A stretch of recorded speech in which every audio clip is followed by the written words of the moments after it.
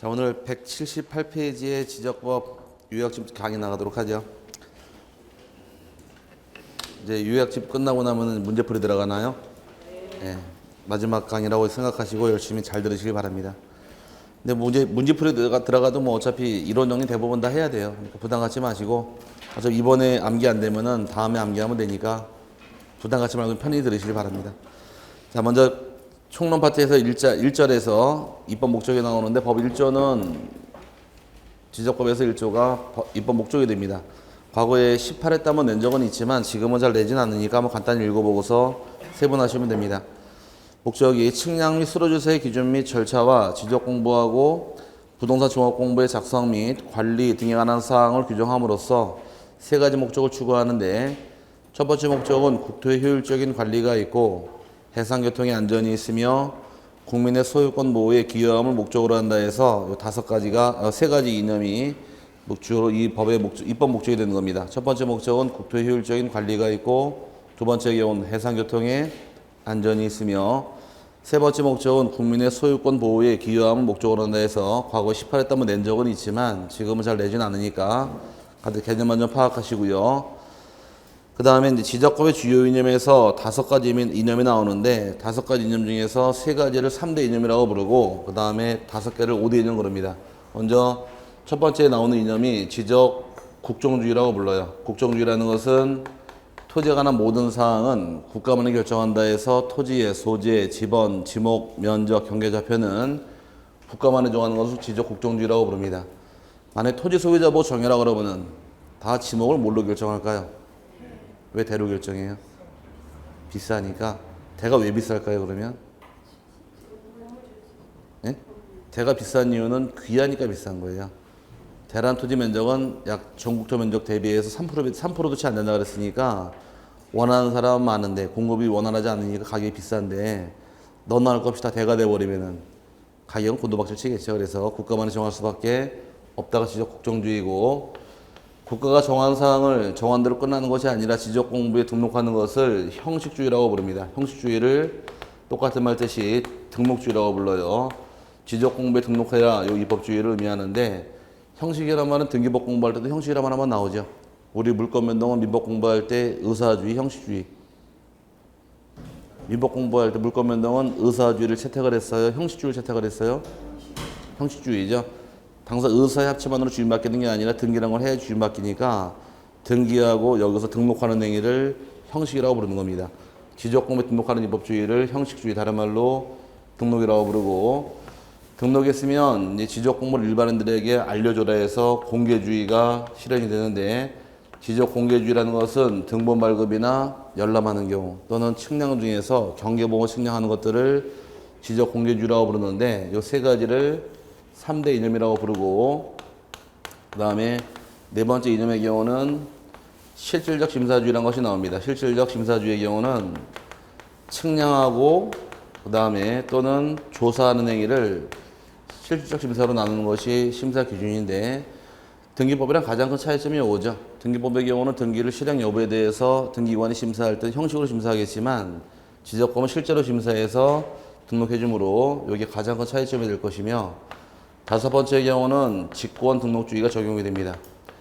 일반적인 원칙은 토지 소유자에게 신청할 의무가 따라오겠지만, 신청하지 않더라도 직권으로 등록해버리는 직권 등록주의까지 해서 5가지가 5대 이념인데, 이렇게 부를 때를 5대 이념인데, 뭐 여기는 그냥 제목 정도만 이해하시면 돼요. 옛날에 1회 때 2회 때 시험을 냈지만 지금은 거의 안 내니까 제목만 이해하고 넘어가셔도 큰 무리가 없고요. 그 다음에 이제 오른쪽 용어의 정의부터가 문제의 출제가 되니까 용어의 정의는 꼼꼼하게 하나씩 잘 세분해서 정리하시면 됩니다. 먼저 1번에 지적소관청. 지적소관청이란 지적공모를 관리하는 시장, 동그라미 쳐놓으시고, 세 번째 줄에 군수어 또는 구청장을 말한다 해서 흔히 소관청이라고 칭하는 자는 3명의 소관청인데, 한 명은 시장이 있고 또 한 명은 군수가 있고 또 한 명은 구청장까지 해서 이 3명을 소관청이라고 부릅니다. 세분을 하게 되면, 먼저 군수 같은 경우는 쉽게 얘기해서 가평군 같은 경우에, 가평군 같은 경우는 말 그대로 군이죠. 군수 자체가 소관청이 되는 것이고, 시의 경우는 둘로 세분해서, 구리시 같은 경우는 시는 시지만 구가 없습니다. 구리시는. 구가 없는 시도 있고, 구가 있는 시의 경우 세 개로 세분해서 서울특별시 노원구라는 구도 있고, 그 다음에 인천광역시, 인천시 기양구라는 구도 있고, 그 다음에 성남시 분당구라는 구도 있게 됩니다. 이렇게 구가 나눠지게 되면은 요 서울시 노원구나 또는 기양구 같은 경우는 이 두 개가 특별시 광역시에 있는 구를 다른 말로 자치구라고 불러요. 자치구라는 얘기는 구청장을 투표로 뽑은 지역 또는 재산세를 과세할 권한이 누구한테 있느냐, 재산세 과세 권한이 구청장에게 있는 경우를 자치구라고 부르고, 성남시 분당구의 경우는 분당구청장은 임명직이지 선거로 뽑은 적이 아닙니다. 또 성남시 같은 경우 재산세 과세권자가 성남시장이지 분당구청장이 아니에요. 이런 구청장을 자치구가 아니라고 부르는데, 그럼 구가 있는 시의 경우는 어떠한 시를 할지라도 시장은 소관청이 아니고 구청장이 소관청이 됩니다.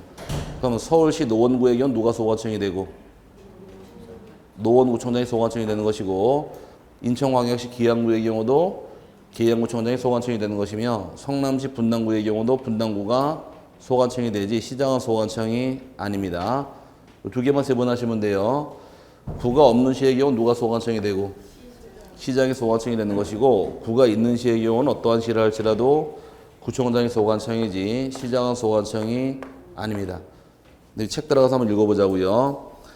시장 괄호 안을 읽어보니까 제주특별자치도 설치 및 국제자유도시 조성을 위한 특별법 제15조 제2항에 따른 행정시의 시장을 포함하며, 행정시장도 소관청이라는 얘기인데, 행정시라는 시는 제주도에 가면 시가 두 개가 있습니다. 하나는 제주시하고 또 하나가 서귀포시. 그 제주시장, 서귀포시장은 투표를 뽑은 지역이 아니라 도지사가 임명한 지역이에요. 임명을 통해 태어나는 시장을 행정시라고 부릅니다. 그럼 행정시장도 시장이니까 소관청에 포함이 되는 것이고, 지방자치법 제3조 제3항에 따라 자치구가 아닌 구를 두는 시시장은 제외한다 규정하고 있는데, 실판에서 어떠한 시를 할지라도 구가 있으면 누가 소관청이에요? 구청장이 소관청이죠. 그럼 구가 있는 시의 시장은 소관청이 아니니까 구가 있는 시의 시장은 제외한다는 얘기예요. 그 다음에 마지막 구청장 보니까 자치구가 아닌 구의 구청장을 포함한다 해서 자치구이든 아니든 구청장은 소관청이 포함이 되므로 이 세 개만 이렇게 이해하시면 됩니다. 그 세 개 이해해봐야 두 개만 비교하면 되겠죠. 구가 없는 시랑 있는 시만 세분하시면 되고, 하나 주의할 점이, 그럼 여기서 말하는 시장, 군수구청장이 국가로서 소관청이냐 아니면 지방 자치단체로 소관청이냐, 이게 또 과거에 한번 나온 적이 있는데, 국가로서 소관청일까 지자체로 소관청일까? 쓴 거 보고 읽어요 빨리. 국가로 소관청입니다. 지적사무 국가가 다루는 사무다 보니까 국가로부터 위임받은 기관이 되기 때문에 국가로 인정이 되어서 지자체가 아니에요. 그래서 과거 기출문제가 지적소관청이란 지적공무를 관리하는 지방 자치단체인 시군구를 말한다. 틀린 말이에요. 지자체가 아니라 국가로서 소관청이니까 주의하시길 바랍니다. 그 다음에 이제 두 번째가 지적공부. 지적공부란 토지대장, 임야대장, 공유지 연명부, 대지권 등록부, 지적도, 임야도 및 경계점, 좌표 등록부 등 지적 측량을 등을 통하여 조사된 토지의 표시와 해당 토지의 소유자 등을 기록한 대장 및 도면을 말한다는데, 괄호 안에 정보 처리 시스템을 통하여 기록, 저장된 것을 포함한다 해서 8가지의 지적 공부가 만들어집니다. 앞에 나온 거 토지대장, 임야대장, 공유지 연명부, 대지권 등록부 4개를 대장이라고 불러요. 몇 개가 대장이라고요? 4개. 토지대장하고 임야대장하고 공유지 연명부하고 대지권 등록부까지를 대장이라고 부르고, 지적도, 임야도의 경우를 도면이라고 부릅니다. 도면은 2개가 있고, 그다음 별도의 장부가 경계점, 좌표 등록부하고 전산까지 해서 8개를 지적 공부라고 칭하게 됩니다. 오늘 아마 대장까지는 배우게 될 겁니다. 시간상으로. 세 번째가 연속 지적도. 지적 측량을 하지 아니하고 전산화된 지적도 및 임야도 파일을 이용하여 도면상 경계점들을 연결하여 작성한 도면으로서 측량에 활용할 수 없는 도면을 말한다. 규정하는데, 내가 가진 땅이 예를 들어서 이렇게 10번 땅, 답이란 땅이 하나 있다 가정을 하고, 이 땅이 이렇게 생긴 땅이 있는데 지적도를 떼보니까 지적도가 2장이 걸쳐 있게 됩니다. 이렇게 해서 우리 걸쳐 있게 되면 위 지적도가 5번 도면이고 위가 밑에 6번 도면일 경우에 예전에는 이 땅을 확인하고 싶을 때에는 5번 도면, 6번 도면 따로따로 떼어서 붙여봤습니다. 걸쳐 있는 경우에는. 근데 지금은 두 장을 같이 떼줘요. 연속해서. 같이 떼주는 것이 연속 지적도가 됩니다. 같이 떼주게 되면 옛날처럼 따로따로 떼어서 붙여보는 필요성은 없어졌기 때문에 하나의 필지가 여러 장에 걸쳐 있는 경우는 도면을 같이 떼줄 때 같이 떼주는 도면은 뭐라고 부르더라? 연속 지적도라고 부르고 얘는 경계 확인하라고 떼준 것 뿐인 거지 토지 모양새 확인하라고 떼준 것 뿐인 거지 측량하라고 준 건 아니니까 측량에 활용할 수 없는 도면을 연속 지적도라고 부릅니다. 이 말은 이해 갔죠? 네. 그 다음에 부동산 종합 공부가 작년에 두 문제를 뽑아냈는데 부동산 종합 공부란 정의가 토지의 표시와 소유지에 관한 사항, 그 다음에 건축물의 표시와 소유지에 관한 사항, 토지의 이용 및 규제에 관한 사항, 부동산 가격에 관한 사항 등 부동산에 관한 종합 정보를 정보관리 체계를 통하여 기록, 저장한 것을 말한다 해서 지적소관청에 가면은 구청 가게 되면 토지와 건물에 관계된 장부들이 총 18가지가 존재합니다. 이 18가지를 한꺼번에 모아놓은 장부가 바로 부동산 종합공부예요. 요거 하나만 딱 떼게 되면은 토지의 내역, 건물의 내역 다 확인할 수가 있으니까 참고 좀 하시는데 총 몇 가지가 들어가느냐? 큰 줄거리는 4가지입니다. 토지 표시하고 소유자가 있고 두 번째는 건축물의 표시와 소유자가 있고 세 번째는 토지 이용 및 규제가 있고 네 번째는 부동산 가격까지 해서 4가지를 담고 있는 장부를 부동산 종합공부라고 부릅니다. 네 번째가 필지. 필지란 대통령령이 정하는 바에 의하여 구획되는 토지의 등록 단위를 말한다 규정하는데 토지로 가장 작은 단위가 필지입니다. 사람을 세는 단위는 1명, 2명 세겠지만 토지를 세는 단위는 한 필지, 두 필지 세는 단위가 되니까 필지로서 가장 작은 단위의 토지가 바로 필지가 되고요. 그 다음에 6번의 토지의 표시에서 토지의 표시란 지적공부의 토지의 소재, 지번, 지목, 면적, 경계 또는 좌표를 등록한 것을 말한다 해서 토지 표시는 기본적으로 외우고 넘어가셔야 돼요. 몇 가지가 있어요? 6가지가 있죠. 소재, 지번, 지목, 면적, 경계, 좌표까지를 토지의 표시라고 부르는데 그럼 여기서 말하는 지번이라는 게 무엇이냐요? 지번이란 것은 필지에 부여하여 지적공부에 등록한 번호를 말한다. 토지마다 붙이는 번호가 지번인데 사람마다 붙여주는 거 있죠?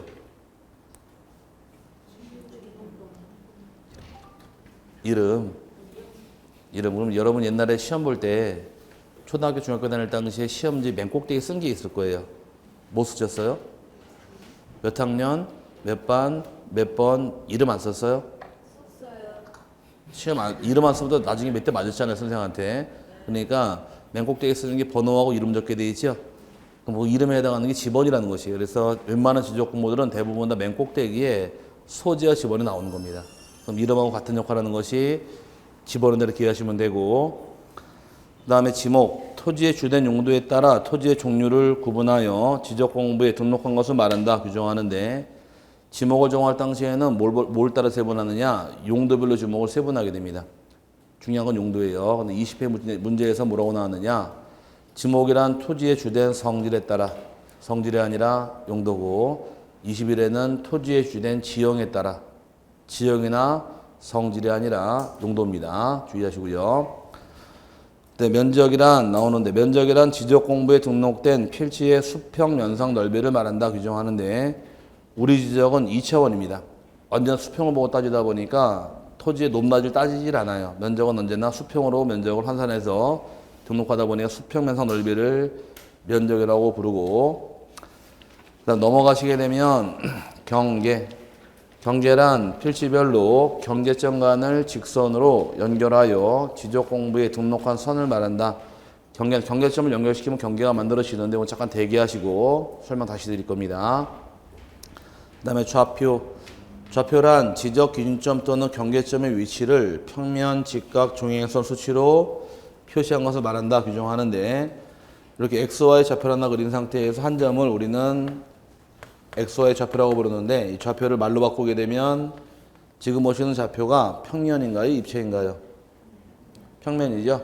평면이고 XY 만난 것이 직각으로 만났고 Y축을 종, X축이 횡이 되니까 말로 바꾸게 되면 평면, 직각, 종횡 수치를 좌표라고 부르는 겁니다. 좌표가 뭐라고요? 평면, 직각, 종횡 수치에서 말을 푸시면 돼. 두 글자씩. 말로 잘 풀어야 되지. 평면, 직각, 종횡 수치이지. 평면, 종횡, 직각 수치 아니에요. 아니, 평면, 직각, 종횡 수치이지. 나중에 풀어보려니까 평면, 종횡, 직각 수치라고 풀더라고. 말 바꿔서 어떻게 풀든 간에 좌표 뜻만 이해하시면 됩니다. 좌표는 평면, 직각, 종횡 수치를 좌표라고 부릅니다. 그다음 일곱 번째가 지번부여 지역. 지번부여 지역이란 지번을 부여하는 단위 지역으로서 동리 또는 이에 준하는 지역을 말한다 규정하는데, 우리가 지번을 부여할 때는 동이나 리 단위로 지번을 부여하게 됩니다. 상계동은 상계동끼리 부여하는 것이고, 중계동 중계동끼리 부여하는 것이며, 하계동 하계동끼리 부여하는 것이고, 동이 다른 경우는 하나의 필지로 존재할 수는 없는 거예요. 지번을 다 따로따로 부여하니까. 그 동이나 바로 리가 그 의미입니다. 그 다음에 여덟 번째 경계점. 경계점은 필지를 구획하는 선의 굴곡점으로서 선의 굴곡점 동그라미 쳐놓으시고, 지적도나 임야도의 도의 형태로 등록을 하거나 경계점 좌표 등록부에 좌표 동그라미 좌표 형태로 등록되는 점을 말한다 규정하는데, 경계점이라고 불리는 점은 두 가지가 있습니다. 경계점은 하나가 선의 굴곡점이라는 점이 있고, 또 하나는 좌표라는 게 있더라. 선의 굴곡점, 좌표 두 가지 경계점이라고 부르는데, 지적도를 열어보니까 하나의 필지가 이렇게 네모나게 5번 토지 대란 땅이 있더란 점입니다. 이 땅에 선이 꺾이는 점이 몇 개 있나요? 꺾이는 점이 하나, 둘, 셋, 네 개가 있죠. 이 꺾이는 점을 선의 굴곡점이라고 부르는 것이고, 이 땅을 XY 좌표를 찍게 되면 좌표를 4개 찍으면 이 땅 만들 수가 있을 겁니다. 이 좌표도 경계점이라는 얘기예요. 그럼 경계점의 종류는 몇 가지가 있더라? 두 가지가 있는 겁니다. 하나는 선의 굴곡점이고 또 하나는 좌표가 있는데, 경계점을 만든 이유는 맨 꼭대기 경계 다시 읽어보세요. 맨 꼭대기에 경계란 필지별로 경계점들을 직선으로 연결하여 지적 공부에 등록한 선을 경계라고 부르더라. 그럼 칠판에서 경계점을 직선으로 연결을 하게 되면 경계가 만들어집니다.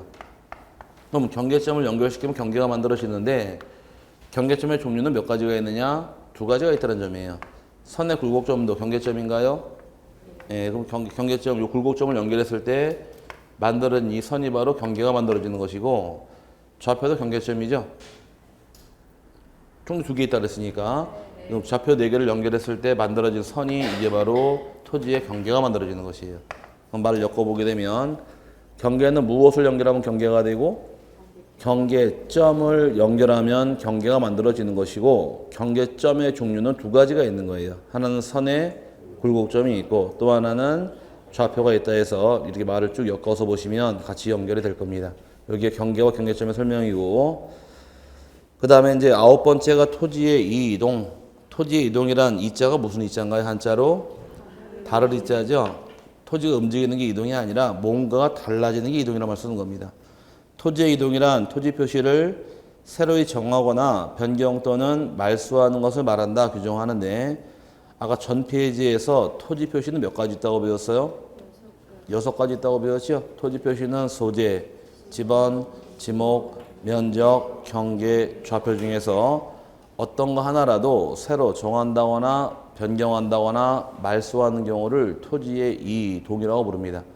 그럼 그 종류가 또 6개가 따라 붙는데, 첫 번째가 신규 등록. 새로이 조성된 토지와 등록이 누락되어 있는 토지를 지적공부에 등록하는 것을 말한다 해서, 공유수물 매립지 같은 경우는 토지가 처음 만들어졌습니다. 대장에 처음 등록하는 것을 신규 등록이라고 부르고, 사람으로 치게 되면 아기가 처음 태어난 경우 부모가 주는 게 출생신고죠. 그 개념 보시면 될 겁니다. 두 번째, 등록전환이 중요한데, 등록전환은 시험에서 4번 정도 답이 됐는데, 등록전환은 임야대장 및 임야도에 등록된 토지를 토지대장 및 지적도에 옮겨 등록하는 것을 말한다 해서, 일단 임야대장 임야도에 등록한 토지가 장부를 바꾸는 거예요. 어디로 장부를 바꿔버리느냐? 토지대장 지적도로 장부를 바꿔갈 때 요거를 등록을 바꿨다. 등록 전환 그럽니다. 순서가 맞아야 돼요. 어디에서 어디로 넘어갔대요? 임야대장, 임야도에서 토지대장 지적도로 넘어오는 게 등록 전환이고 거꾸로 가는 경우는 없습니다. 그래서 등록 전환은 임야대장, 임야도가 뭘로 바뀌더라? 토지대장 지적도로 바뀌는 경우를 등록을 바꿨다. 등록 전환이라고 부릅니다. 가장 중요한 용어고, 그 다음에 분할. 분할이란 지적공부에 등록된 하나의 필지를 두 필지 이상으로 나누어 등록하는 것을 말한다. 이건 어려운 건 없고, 합병이란 지적공부에 등록된 두 필지 이상을 1필지로 합하여 등록하는 것을 말한다. 이것도 어려운 내용은 없고요. 그 다음에 지목 변경. 지적공부에 등록된 지목을 다른 지목으로 바꾸어 등록하는 것을 말한다. 이것도 어렵진 않고, 축척 변경 동그라미 쳐놓으시는데, 축척 변경이란 지적도에 등록된 경계점의 정밀도를 높이기 위하여 작은 축척을 큰 축척으로 변경하여 등록하는 것을 말한다. 규정하는데, 아까 도면이 몇 개 있다고 배웠어요? 도면은 두 개가 있더라. 지적도하고 임야도. 이 축척 변경 도면은 지적도만 대상이에요. 여기 임야도로만 껴들어면 안 돼요. 지적도만 대상으로 해서 작은 축척을 큰 거로 바꾸는 경우를 축척 변경이라고 부르고, 임야도 돌아서 안 되고, 축척은 작은 게 커지긴 하더라도 큰 게 작아지는 경우는 없습니다. 그래서 말을 바짝 줄이게 되면 축척 변경이란 지적도를 작은 거에서 큰 거로 바꾸는 것을 축척 변경이라고 부릅니다. 그 다음에 10번째 용어가 지적 측량.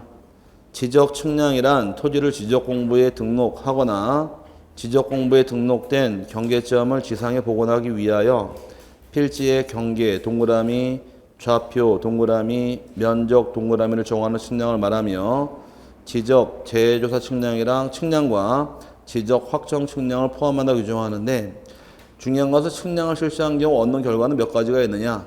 세 가지가 있습니다. 경계하고 좌표하고 면적은 측량을 통해서 구하게 됩니다. 나중에 계속 나오게 될 말이 경계 어떻게 정합니까? 물어보게 되면 측량. 좌표 어떻게 정합니까? 측량. 면적 어떻게 정해요? 측량. 이 말이 자꾸 어울려 나오면은 편해집니다, 공부가. 그 다음에 지적 기준점이란 말 나오는데, 지적 기준점의 경우는 세 가지가 나오는데, 가기 전에 우리나라 몇 차원 지적인가요? 2차원 수평을 보고 따지다 보니까 전부 다 지적 기준점의 경우도 수평 위치, 수평 위치, 수평 위치로 따라 나오게 되어 있습니다.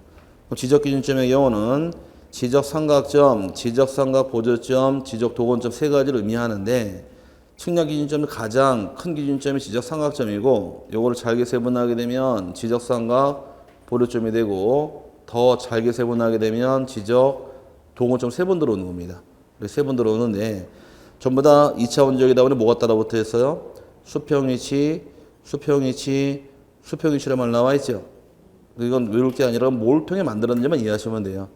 지적 삼각점은 국가 기준점을 통해서 따라 종합 기준점이 지적 삼각점이 되는 것이고, 그 다음에 지적 삼각 보조점의 경우는 국가 기준점 플러스 지적 삼각점을 통해서 따라 종합 기준점 지적 삼각 보조점이 되며, 지적 도건점의 경우 더해가면 되는 겁니다. 국가 기준점 플러스 지적 삼각점 플러스 지적 삼각 보조점 플러스 다른 지적 도건점을 통해서 종합 기준점 지적 도건점이에요. 이거 외우지 마시고 그냥 감만 잡으세요. 더해가면 되는 건다. 이렇게 이해하시면 큰 무리가 없을 것이고, 그 다음에 지적과 등기 비교는 안 보셔도 됩니다. 거의 안 나오니까 생략하고, 발전 과정상 분류해서 밑에 세 개가 따라 나오는데, 법지적이 나오게 되고 세지적 나오고 다목적 나와 있죠. 이 부분 등기 간단히 들으세요. 거의 안 나오니까. 지적 분류하게 되면 발전 과정상 분류할 경우에 세 개로 세분하는데, 하나는 세지적이 있고, 발전하게 되면 법지적이 있고, 또 발전하게 되면 경제지적, 다른 말로 다목적 지적이라는 말 씁니다. 같은 말 뜻이. 발전하는 것이 여기에 발전 과정상의 분류인데, 우리나라의 경우는 어디 머물러 있느냐? 여기 머물러 있어요. 그럼 세지적을 실시했다는 얘기는 말 그대로 토지의 세금을 과세할 목적으로 실시한 지적을 세지적이라는 말 쓰고, 또 다른 말로 과세지적이라는 말 쓰게 됩니다. 초창기 세금 과세할 때는 지금처럼 세금 부과할 때 체계화된 세율 구조가 있던 것이 아니라 단순히 면적 중심으로 해서 면적이 크면 세금을 많이 내고 면적이 작으면 세금을 조금 내라 라고 따져가는 면적 중심의 지적제도가 바로 세지적입니다. 그 면적이라는 말이 나오게 되면 어떤 걸 의미하는 거예요? 세지적 이렇게 묶어 놓으시고 이제 발전하게 되면 법적으로 발전하는데 현재 우리나라 여기 머물러 있습니다. 법지적은 토지 소유권을 보호하기 위해서 설치하는 지적을 법지적이라는 말 사용을 하고 소유권이 어디까지 미치는가 그 범위를 정해주며 그 범위를 위치로 표시하게 되어 있습니다. 다른 말로 위치본이라는 말 쓰는데 위치는 똑같은 말이 다른 말로 경계예요. 그럼 토지의 경계를 중심으로 운용하는 지적제도가 바로 법지적입니다. 우리나라에서 가장 중시하는 사항이 바로 토지의 경계예요. 아직까지 뭐 몸에 와닿지 않았겠지만 한번 느껴보세요. 토지 가지고 계신 분 옆집 토지 소유자 싸울 때 뭐 때문에 싸우느냐요? 옆집하고 싸울 때 소재 가지고 싸워요? 너는 왜 기분 나쁘게 상계동 살아? 싸울 일 없잖아요. 지분 가지고 싸워요? 안 싸우겠죠? 지목 가지고 싸울까요? 안 싸우겠죠? 면적 가지고 싸울까요? 싸우면 넌 나보다 평수가 더 많네 기분 나빠 한번 붙자. 그럴 일 없잖아요. 좌표 가지고 싸워요? 볼 줄 알아야 싸우지 이거는. 경계 가지고 싸우나요? 이거 가지고 싸워요. 일단 넘어왔다고. 그리고 우리 은연중에 몸에 밴 것은 경계가 몸에 배 있는 거예요. 어릴 때부터 많이 했던 거 있죠? 짝꿍하고 선 가운데 근거한 다음에 너 넘어오면 죽어 그러고서 이게 어릴 때부터 이 경계를 중심으로 운영하다 보니까 우리 지적은 여기 머물러 있는 겁니다. 그래서 면적이란 말 나오게 되면 어떤 지적을 의미하고 세지적 의미한다고 묶어 놓으시고 시험은 이거로 나오게 되면 그 다음에 경계란 말 튀게 되면 뭘 의미하고 법지적에다 이렇게 이해하시고 그 다음에 발전하게 되면 경제지적은 아직 시행 사례 없는데 추구는 해요. 하고 싶어 하는데 비용상 문제 때문에 좀 못하고 있는데 이 지적 하나로서 모든 걸 다 다루겠다는 얘기입니다. 지적 하나로서 기술적, 경제적, 행정적, 법률적 모든 거를 다 포함시켜서 다루겠다는 얘기가 바로 경제지적이지만 비용상 문제 때문에 시행하지 못하고 있고 현재 조금씩 가려고 좀 준비하고 있습니다. 근데 주된 지적은 아직까지 여기 있으니까 우리나라는 발전 과정은 어디 와 있더라? 법수적 당에 와 있다 정도만 이해하시면 되고 밑에 다목적 주적 구성 요소 이건 안 보셔도 됩니다. 그 다음에 넘어가게 되면 이제 층 등록 방법이란 말 나오는데 등록 방법은 2차원 지적, 3차원 지적 그럽니다. 2차원이라는 얘기는 토지를 평면 등록할 것이냐 입체로 할 것이냐 물어보는데 우리나라의 경우는 토지가 아무리 높낮이가 심하더라도 언제나 2차원이에요. 2차원은 말 그대로 수평 지적을 의미하고 그 다음에 3차원의 경우는 입체 지적을 의미하는데 우리나라는 이거를 채택을 하지 얘를 채택하지 않았어요. 아직까지는. 그래서 2차원 지적 채택한 대로 기회하시고 그 다음 따라 나오는 것이 이제 등록 방법인가요? 측량인가요? 도해 지적 수치 지적 나와 있죠? 도해 지적 수치 지적은 이제 경계 표시에 따른 분류인데 경계를 어떻게 표시할 것이냐 해서 둘로 세분하게 됩니다. 도해 지적이라는 지적이 있고 그 다음에 수치 지적 둘로 세분하는데 우리나라 둘 다 사용을 해요. 도해 지적에 해당하는 장부는 아까 도면에 해당하는 것이 지적도하고 인매도라는 장부가 존재할 것이고 그 다음에 수치 지적에 해당하는 것은 경계점, 좌표, 등록부가 존재합니다. 작성지역은 지적도와 인매도 시행지역은 전국입니다. 여기는 전국적으로 어떤 토지도 다 지적도가 있던 인매도가 있던 존재하고 있는데 좌표라는 땅은 좌표가 다 있는 것이 아니라 일부 지역만 존재합니다. 일부 지역만 존재하는데 전국이 아니란 얘기예요.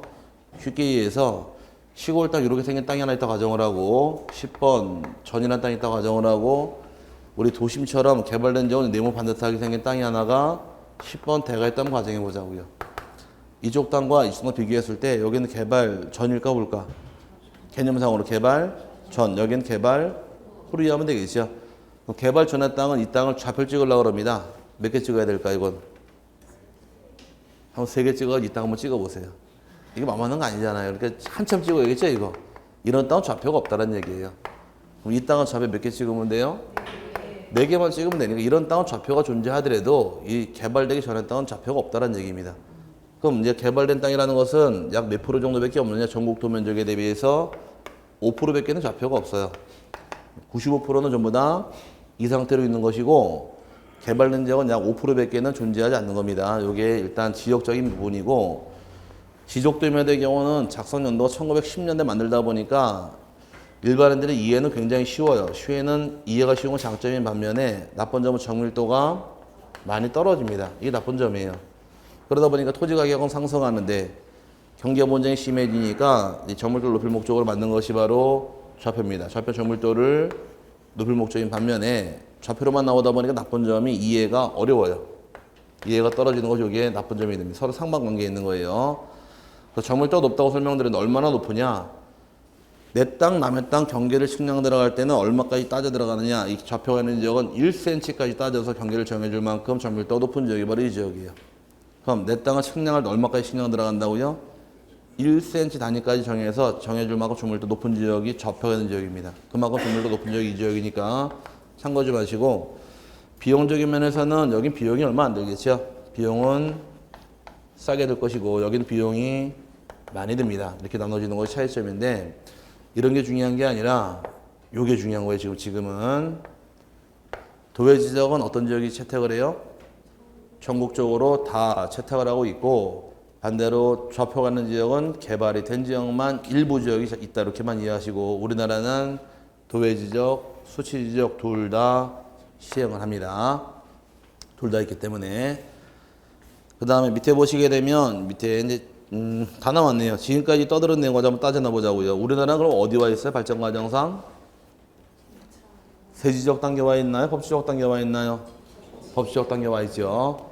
그 다음에 이제 차원에 따라서 2차원 지적, 3차원 지적, 2차원적 실시하고 있으며, 경계 표시는 도외 지적 실시예요? 수치 지적 실시예요? 둘 다 실시하는 거예요. 전국적으로 도면은 다 있는 것이고 일부 지역만 좌표가 있으니까 다 채택을 해서 발전 과정상은 법치적 단계 와 있고, 차원은 2차원 지적 와 있고, 그 다음에 경계 표시는 도외 지적, 수치 지적 둘 다 시행을 합니다. 그 다음에 밑에 보시면 연역은 안 보셔도 됩니다. 안 나오니까. 오른쪽에 토지에 등록해서 의의하고 밑에 직권에 의한 등록 절차까지 쭉 이어지는데, 토지를 최초로 등록할 권한은 누구한테 있느냐? 최초 등록은 국토교통부 장관이 등록을 하게 됩니다. 이 앞장은 지금 보시는 183페이지는 시험에 6번 나왔습니다. 여기서만 기출문제가. 토지를 최초 등록하는 경우에는 교재를 보니까 등록해서 국토교통부 장관은 모든 토지에 대해서 필지별로 토지의 소재, 지번, 지목, 면적, 경계, 좌표를 조사 측량하여 지적공부에 등록하여야 한다. 찾으셨어요? 그럼 최초 등록권 누구한테 있더라? 국토교통부에 등록한 이후에 그 다음에 박스로 내려와서 토지 등록이 1번이 그 뜻이고, 첫 번째 칸이 등록 신청 및 등록상 결정이란 말 나오는데, 지적공부에 등록하는 지번, 지목, 면적, 경계 또는 좌표는 토지 이동이 있을 때 토지 소유자 신청을 받은 지적소관청이 결정한다. 거기까지 이 이후의 문제예요. 등록한 이 이후에 지번, 지목, 경계, 면적, 좌표 등이 바뀌게 되면 다른 말로 토지동이 발생하는 경우입니다. 토지동이 발생하게 되면 이 토지동은 지금 읽어본 것처럼 토지 소유자가 지적소관청에게 신청하는 게 원칙이에요. 신청하는 게 원칙이지만 신청하지 않았을 때에는 이때 지적소관청에서 직권으로 조사 측량을 통해 결정할 수도 있다가 됩니다. 차이점이 발생했죠. 최초 등록은 누가 한 것이고 국장이고, 등록한 이 이후에 토지 이동에 관한 사항은 누가 어디로 신청하더라? 소관청이 있는 겁니다. 서로 권한 가지가 다르다 보니까 자꾸 물어보는 게 문제라는 것이에요. 최초 등록은 국장이고 그 이후에 변경이 생기는 것들은 소유자가 소관청에 신청을 통해 결정한다, 이렇게 잡아놓고 넘어가시고, 신청이 없는 경우 직권을 정리할 수가 있을 때 직권 정리하는 과정상이 몇 가지가 있느냐, 절차에 대해서 오른쪽에 직권 조사 등록의 절차가 따라 나오는 겁니다. 첫 번째 절차의 경우는 직권으로 가는 경우에 소관청 입장에서는 토지 이동을 정리하기 위해서 토지 이동 현황 조사 계획을 수립하는 것이 요게 원칙이에요. 토지도 현황조사계획은 원칙은 시, 군, 구별로 수립하는 게 원칙인데, 부득이할 때는 읍면, 동단의 수립도 가능한데 그냥 제목만 이해하시면 돼요. 어떤 계획 수립한다고요? 토지이동 현황 조사계획 수립하더라 잡아놓으시고, 과거에 기출문제가 한번 나오기를 소관청의 직권으로 토지이동을 조사하고자 할 때 수립하는 계획을 무엇이라 합니까? 이게 기출문제예요. 답은 토지 이동 현황 조사 계획 답이 된 적이 있었고요. 두 번째, 계획에 의거해서 토지 이동을 조사할 것이며 교재 바로 토지 이동 조사보란 말 나와 있죠. 하나 앞에 이제 그 내용 안에 들어가 있어요. 계획 의거할 때 조사를 하게 되면 세 번째가 토지 이동 현황 조사부를 작성을 하게 되고 조사부 내용으로 지적을 정리하기 위해서 다음 페이지 넘어가시면 토지 이동 조서에 토지 이동 정리 결의서가 첨부가 됩니다. 그래서 토지 이동 정리 결의 작성이라는 말 따라 붙었는데 네 번째가 토지 이동 정리 결의서 만드는 다음에 마지막이 다섯 번째가 지적을 정리하는 것이 일련의 과정입니다. 여기까지 양은 얼마 안 됐는데 기출문제 6문제가 나온 부분이 있으니까 여기까지 세분하셔야 돼요. 최초 등록은 누가 하는 것이고 자꾸 떠들어야 돼요. 국토교통부 장관이 하더라 잡아놓으시고 등록한 이 이후에 토지 등록이 발생하게 되면 소유자가 소가칭 신청하실 것 다 신청이 없을 때는 직권으로 정리할 수가 있는데 직권 정리하고자 할 때 수립하는 계획을 무엇이라고 불러요? 토지 이동 현황 조사 계획이라고 부르고 그 절차는 계획을 수립한 다음에 조사하고 조사한 다음에 조사부 작성할 것이며 토지 이동 정리 결의서에 의해서 지적을 정리하더라까지 세분하시면 나중에 문제집 보게 되면 이거 한 대문제 나온 게 있을 겁니다. 굉장히 중요한 파트예요. 그 다음 나오는 것이 이제 1필지로 정하는 기준에서 1필지만 따라 붙는데 필지라는 것이 무엇이냐 아까 정의 배울 때 대통령령에 의해서 구획이 되는 토지의 등록 단위를 필지라고 불렀습니다. 하나의 필지가 되기 위한 조건은 6가지 요건에 충족을 해야 돼요. 그래서 밑에 1필지로 정하는 기준 찾으셨어요? 거기에 이제 1필지 성립 요건이라고 부르는데 첫 번째 요건의 경우는 하나의 필지가 되기 위해서는 지번 부여 지역이 같아야 됩니다. 지번 부여 지역이 같다는 얘기는 동이나 리가 같아야 돼요. 동이 다른 경우는 하나의 필지로 보지 못합니다. 상계동에 있는 땅과 중계동 땅은 하나의 필지로 보지 못하니까 같은 동, 같은 리가 하나의 필지인 거지 동이 다른 경우 하나의 필지로 보지 못하므로 동리가 같을 것 첫 번째 요건이고 두 번째 경우는 토지 소유자가 동일해야 돼요. 그 다음에 세 번째는 지목도 동일해야 됩니다. 지목이 다른 경우도 1필지로 보지 못할 것이며 네 번째 경우는 집안도 연속이 돼 있어야 됩니다. 집안 연속이 돼 있으라는 얘기는 우리 강의실 하나의 필지로 존재하고 있다가 가운데 도로가 뻥 뚫려 버리게 되면 도로를 통해서 집안이 단절돼 버린 경우 하나의 필지로 보지 못하니까 집안도 연속이 돼 있어야 할 것이고 다섯 번째 경우는 지족도 임야도 축척도 같아야 할 것이고 그 다음에 여섯 번째 경우는 등기 여부까지 같아야 됩니다. 등기 여부가 동일하다는 얘기는 등기가 돼 있어야 한다, 돼 있지 않아야 한다. 돼 있어야 한다. 그 뜻이 아니라 그랬어요. 등기가 돼 있으면 돼 있는 것도 하나의 필지라는 얘기이고 미등기도 하나의 필지로 인정을 해주는데 단 등기된 땅과 미등기 땅을 같이 일필지로 볼 수는 없다 이 의미인 거지 등기된 것만 따지는 거 아니니까 주의하셔야 됩니다. 이 1필지 성립 요건의 경우는 지금 요 한 번 나온 거 외에 한 번 더 써먹어요. 뒤에 가서 지금 1필지 요건이 몇 가지 있어요? 6가지가 있죠? 나중에 언제 써먹느냐? 합병할 때 한번 써먹어요. 아까 합병의 뜻이 뭐였었나요? 두 필지 이상을 하나의 필지로 합치는 게 합병이에요. 합병한다는 얘기는 1필지가 될 수 있어야 합병하는 거예요. 나중에 합병 요건이 총 10개가 나오는데 10개를 통과해야 합병할 수 있는데 10개 중에 6개가 이거예요. 나중에 그럼 4개만 따로 떼서 공부하면 되니까 이거 뒤에 한번 써먹을 테니까 참고 좀 하시고 외우지 마세요. 이거 내는 건 아니니까. 4개 되면 그 밑에 양입지가 나와요. 양입지라는 얘기는 칠판에서 하나의 필지가 달라고 그러면 지목이 같아야 돼? 달라야 돼요?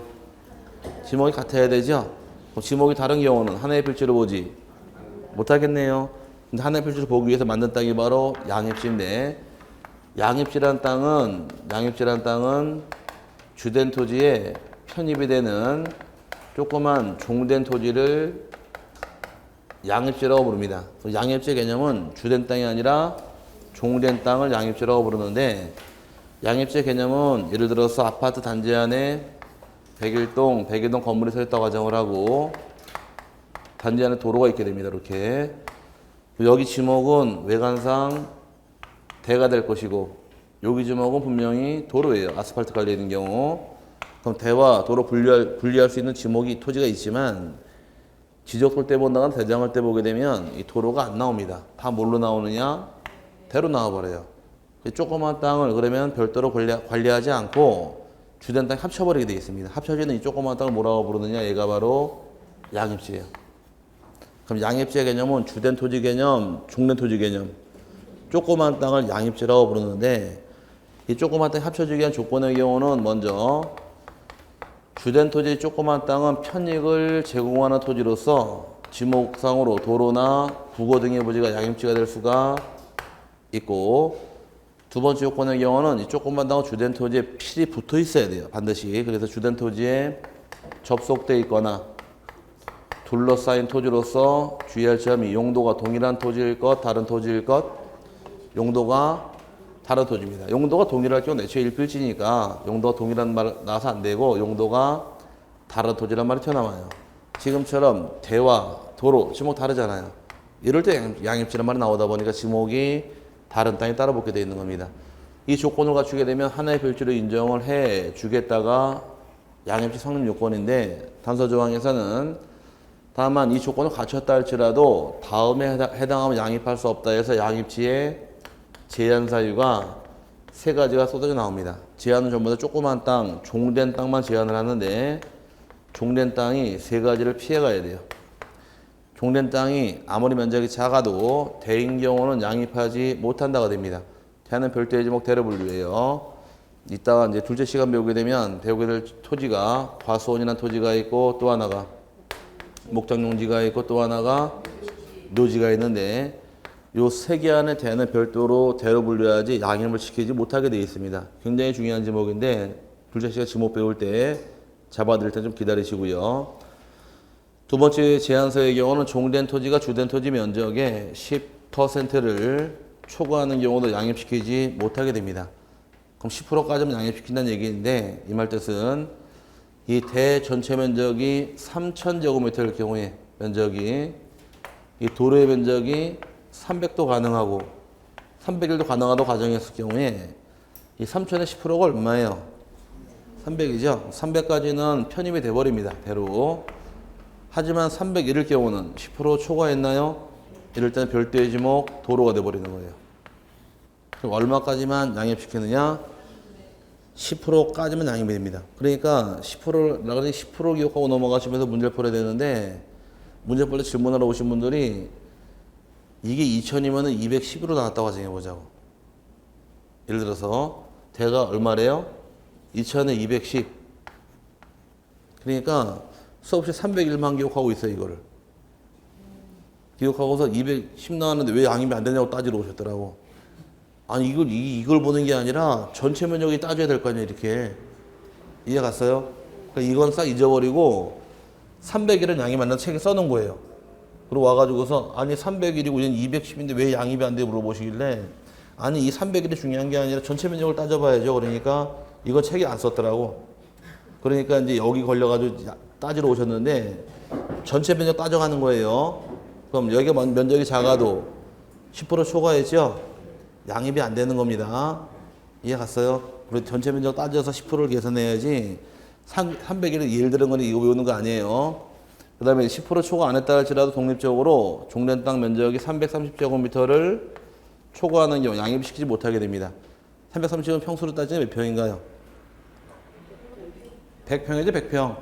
100평까지만 양입시키겠다가 그 제한이 있는 거예요. 그럼 이제 요 세 가지 외우셔야 됩니다. 요거는 대 10% 330 요 세 개 외우시는데 시험은 죽어도 얘를 안 줘요. 예를 주는 게 아니라 문제 유형은 보게 되면 하나의 예를 주고 이 땅이 양입시킬 수 있습니까? 물어봐요.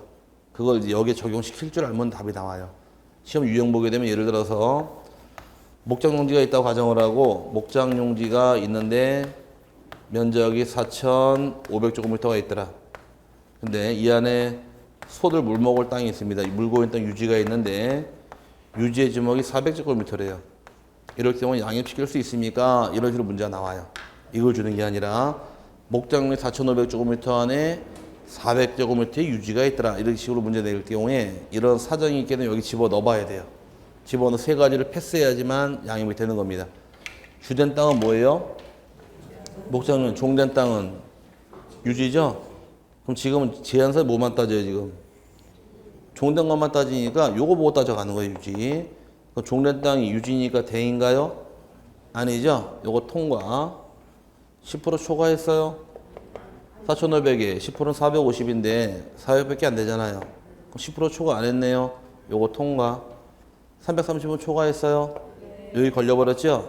여기 걸리게 양이 발식시킬 수가 없다가 되는 거예요. 이렇게 집어넣어서 뽑아낼 줄 알아야 돼요. 문제는 이렇게 나오는 거지 친절하게 양념시키지 못하는 경우는 1번 대, 2번 10% 이렇게 주는 게 아니란 얘기입니다. 그래서 이걸 외워서 나중에 응용시키면 답이 떨어지는데 100평이 얼마나 나와 있어요? 330 나왔죠? 그랬더니 20회 문제에서 종된 토지 면적이 331을 초과하는 게 이렇게 나왔습니다. 이제 100평의 기준까지 아셔야 돼요. 100평이 얼마로 나온다고? 지적법은 330입니다. 건축법은 100평이 얼마? 취득세 100평은 얼마? 재산세 100평이 얼마? 양도소득세 100평은 얼마? 거기 안 나와 있어요. 자, 그걸 들춰봐. 나오지도 않은 거를. 법에 나온 게 아니니까 알려드리려고 그러는 거지.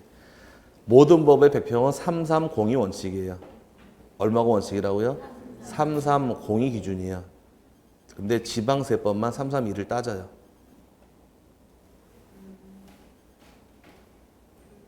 뭐만 따진다고요?